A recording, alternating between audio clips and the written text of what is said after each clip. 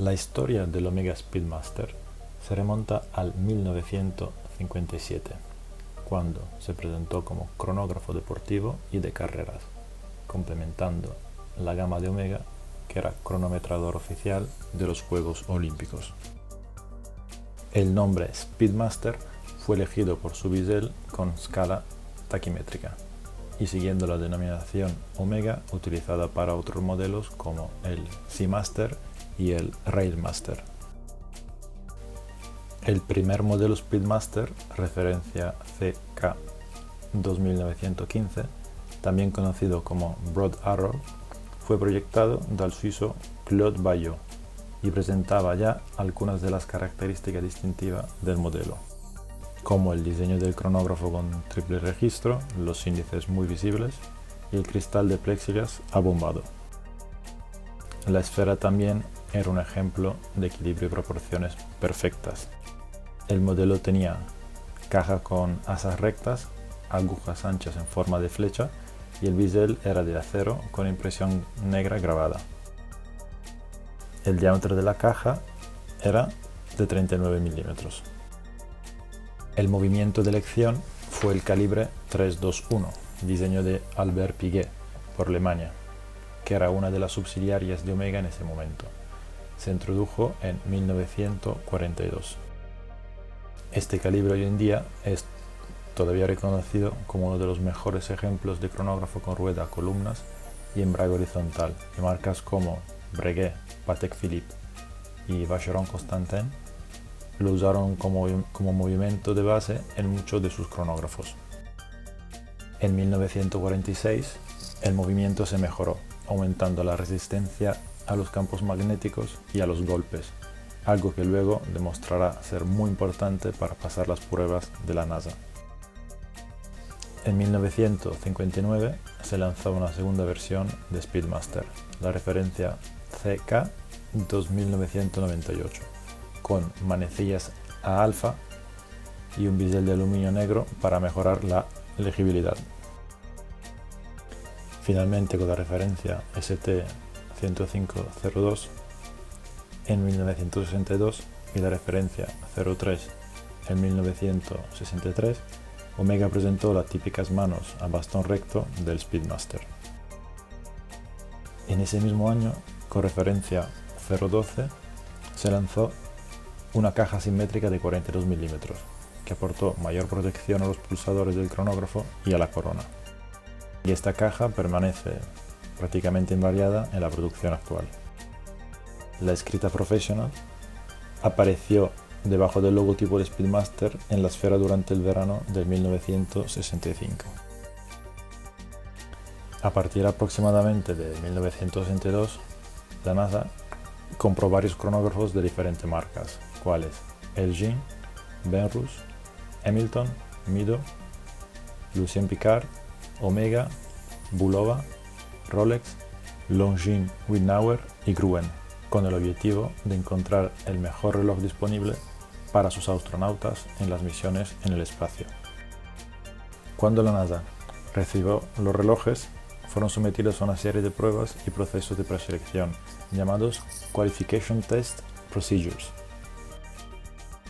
Solo 3 de los 10 relojes sobrevivieron con éxito a esta ardua fase de preselección y fueron Longines, Omega y Rolex.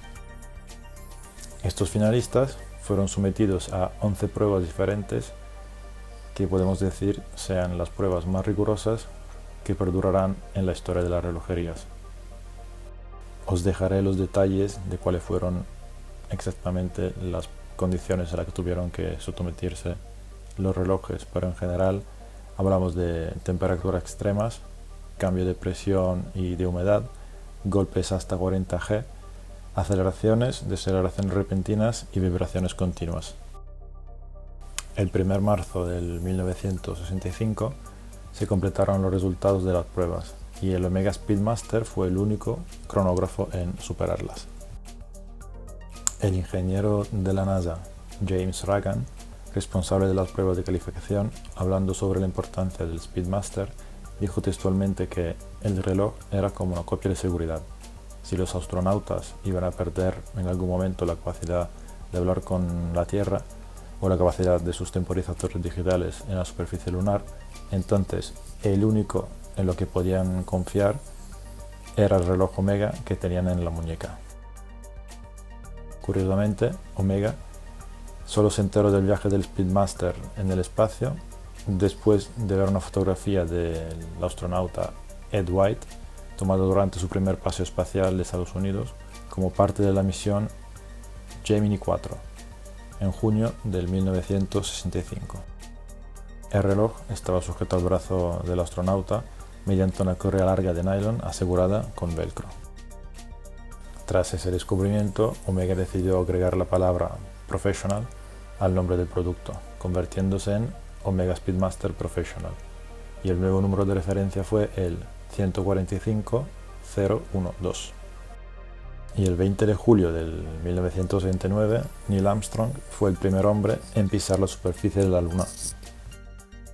Dado que el sistema de sincronización electrónica del módulo lunar no estaba funcionando correctamente, Armstrong había dejado su reloj a bordo como backup, y 19 minutos después se le unió Buzz Aldrin, que llevaba su Omega Speedmaster Professional y fue el primer reloj usado sobre la superficie lunar.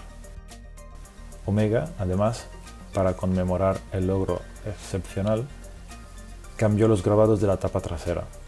Se retiró el hipocampo y se grabaron la frase "el primer reloj usado en la Luna" y calificado por la NASA para todas las misiones espaciales. De toda manera, la disposición del texto se cambió nuevamente en el 71 para incorporar también el hipocampo. Este diseño se sigue usando hoy en día en todos los relojes Speedmaster Professional. En 1968, Omega había decidido reemplazar el movimiento calibre 321 por un movimiento mejorado, que también era más barato de producir, que era el movimiento 861, también producido por Alemania. En 1970, un fallo eléctrico causó una explosión en la navicella espacial del Apolo 13 y el piloto Jack Swigert usó su Speedmaster para calcular con precisión los críticos 14 segundos de impulso del motor para inclinar el transportador para volver a entrar en la atmósfera de la Tierra. Y de esta misión también se sacó la famosa película de Hollywood Apolo 13 con protagonista ganador del Oscar Tom Hanks. A medida que la exploración espacial continuó abriendo nuevas fronteras, el Omega Speedmaster Professional fue nuevamente seleccionado por la NASA en 1978 como su cronógrafo oficial para el nuevo programa del Space Shuttle, y el reloj fue nuevamente sometido a una serie de duras pruebas. El éxito de estas pruebas de resistencias excepcionales fue atestiguado por la tripulación del Mir. Por esto se puede declarar que el Omega Speedmaster Professional se haya convertido en el reloj más probado del mundo.